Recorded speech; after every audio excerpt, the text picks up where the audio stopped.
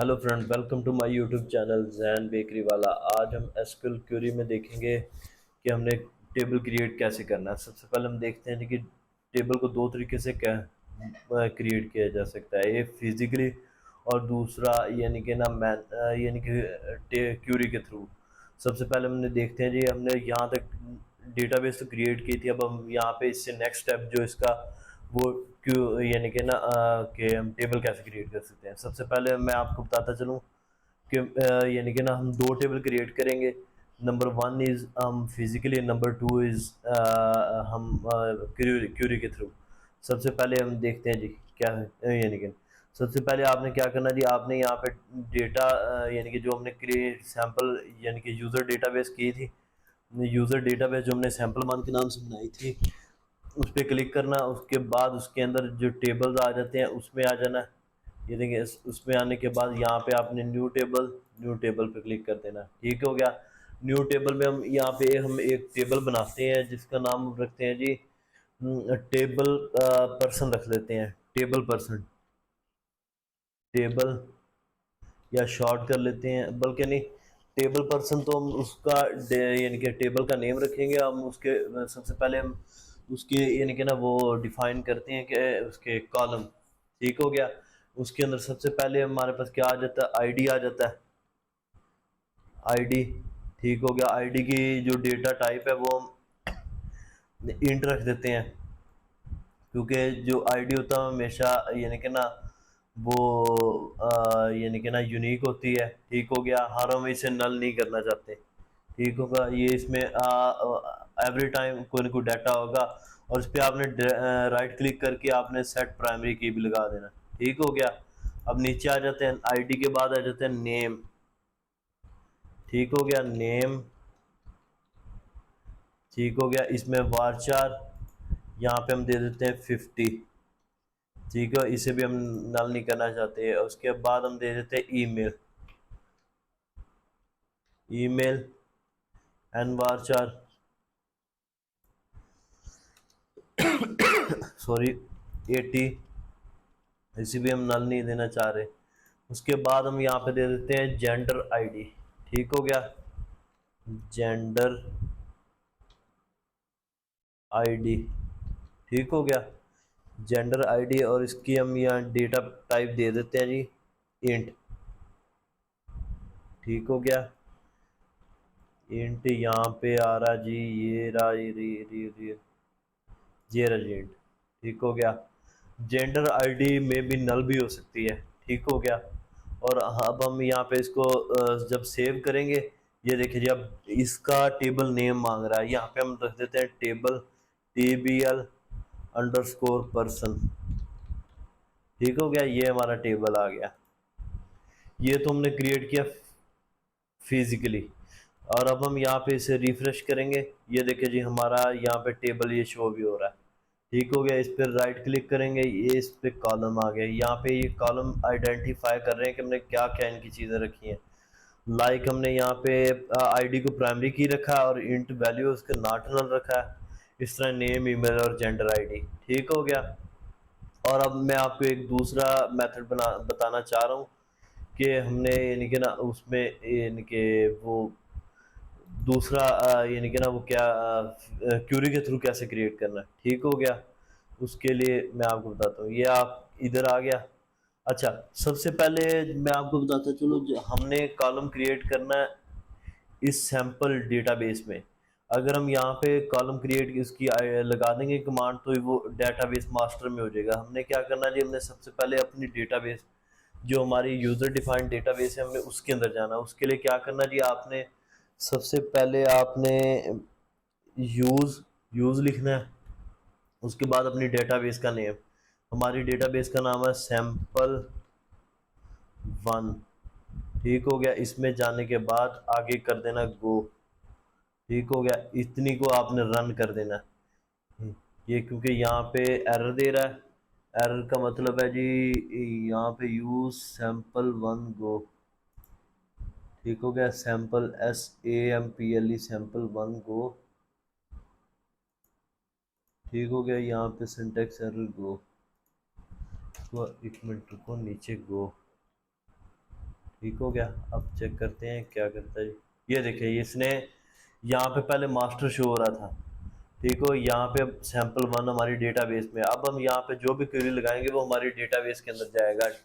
ठीक हो गया। अब हम यहाँ पे दूसरा नेक्स्ट टेबल जो क्यूरी के थ्रू क्रिएट करेंगे वो कैसे करेंगे, क्रिएट टेबल। यहाँ पे पहले आपने टेबल का नेम देना है। लाइक हम टेबल का नेम रखते हैं TBL_जेंडर, हम ये रख लेते हैं।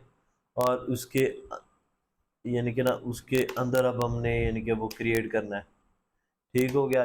यहाँ पे हमने यानी कि ना उसका पहले आईडी आ गया। आईडी के बाद यानी कि ना आईडी के बाद हम यहाँ पे ना इसकी डेटा टाइप देंगे इंट। ठीक हो गया। इंट के बाद हम यहाँ पे बताएंगे कि आपने इसे नल करना है कि नहीं, नॉट नल करेंगे, नॉट नल। ठीक है। उसके बाद आपने यहाँ पे इस ये हमारी क्योंकि प्राइमरी की होगी, प्राइमरी की। ठीक हो गया। उसके बाद हमारी आ जाएगी जेंडर, जेंडर। इसके हम रखते हैं जी एन वार 4, VARCHAR 4। उसको 80 कर देते हैं। ठीक हो गया। उसके बाद इसको कर देते हैं जी नल भी हो सकती है। ठीक हो गया। और लाइक यही चीज़ें हम इसके अंदर अब हम स्टोर कर देते हैं। और इस क्यूरी को हम जब एग्जीक्यूट करेंगे तो ये हमारा टेबल क्रिएट हो गया। यहाँ पे हम इसको रिफ्रेश करते हैं दोबारा से। ये देखें जी, अब यहाँ पे टेबल्स आते हैं। ये ऑटोमेटिकली इसने हमारा टेबल क्रिएट कर दिया है। ठीक हो गया। अच्छा, तो एक होती है प्राइमरी की और एक होती है फॉरेन की। जबकि यहाँ पे जो टेबल और इसमें तो हमने प्राइमरी की तो बना ली है, ये देखिए प्राइमरी बना ली है। तो ये अगर किसी दूसरे टेबल के साथ लिंक कर रहे हैं जिस तरह इसकी और जेंडर की यानी कि जेंडर आईडी वो दोनों आपस में मैच कर रही हैं, तो हम उसको फॉरेन की और प्राइमरी की भी दे सकते हैं। ठीक है। तो उसके लिए आपने क्या करना है जी, टेबल पर्सन पे आपने क्लिक करना और यहाँ पे डिज़ाइन टैब पे जाना है। ठीक हो गया। डिज़ाइन टैब में जाके आपने जो ये आईडी है इसके ऊपर इसके राइट क्लिक करके यहाँ पर रिलेशनशिप पे चले जाना है। यहाँ पे आपने रिलेशनशिप सबसे पहले ऐड करना और यहाँ पे इसके ऊपर टेबल्स एंड कॉलम स्पेसिफिकेशन पे आके यहाँ पे अब आपने शो करना है। यानी कि टेबल पर्सन जो था वो हमारी था यानी कि ना फॉरन की। यहाँ पे टेबल जेंडर और उसके नीचे आ जाएगी इसका जेंडर की आईडी जो है ये प्राइमरी की हो जाएगी। और यहाँ पे जो टेबल पर्सन है इसकी जो जेंडर आईडी ये हो जाएगी हमारी सेकंड फॉरेन की। ठीक हो गया। ये हमारी ऐड होगी। ठीक हो गया। ये हमारा प्राइमरी की हो गया। ठीक हो गया। और अब हम यहाँ पे यानी कि ना इसके अंदर डेटा फिल करके देखते हैं। ठीक हो गया। तो रिफ्रेश करते हैं और यहाँ पे देखते हैं जी। अच्छा, अब हम टॉप एडिट टॉप 200 रोज, यहाँ पे हम आईडी डाल के देखते हैं जी 1 1। और यहाँ पे जेंडर पे मेल। ठीक हो गया। 2 आगे आ जाएगा जी फीमेल। ठीक हो गया। नल आएगा अननाउन, KNOWN नाउन। ठीक हो गया। हम इसे सेव कर देते हैं। सेव हो गया। अब यहाँ पे आ जाते हैं टेबल पर्सन पे और इसमें टॉप एडिटेड यानी कि यहाँ पे आईडी दे देते हैं जी फर्स्ट। ठीक हो गया। और इसका दे देते हैं नेम यानी कि कोई भी अली। ठीक हो गया। ईमेल ali@, या ali.com। ठीक हो गया। और इसके बाद जेंडर आईडी यानी कि 1 दे देते हैं। यानी कि दूसरा रिकॉर्ड हम यहाँ पे देते हैं जी फातिमा। ठीक हो गया। f.com। और यहाँ पे रिकॉर्ड देते हैं 2। ठीक है, थर्ड रिकॉर्ड देते हैं हसन, HASSAN हसन h.com, और यहाँ पे हम दे देते हैं रिकॉर्ड 99।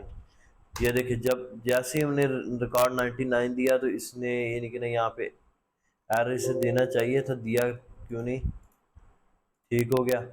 तो यानी कि जो हम प्राइमरी के और फॉरेन के इसलिए बनाते हैं क्योंकि अच्छा, ये हमने यहाँ पे क्लोज नहीं किया था, ये देखिए उसने एरर दे दिया। लास्ट टाइम जो हमने यानी कि वहाँ पे 99 लिखा, उसकी वजह से एरर आया, क्योंकि इसको हमने क्लोज नहीं किया था। क्लोज करते तो वहाँ पे उसने उसे फौरी एरर देना था कि यहाँ पे आप इनवैलिड डेटा दे रहे हैं। तो हम प्राइमरी और फॉरेन के इसीलिए डिफाइन करते हैं ताकि अगर कोई इनवैलिड डेटा कॉलम के अंदर पुट करे या रो के अंदर पुट करे तो फौरी से एरर आ जाए, तो वो उसे ठीक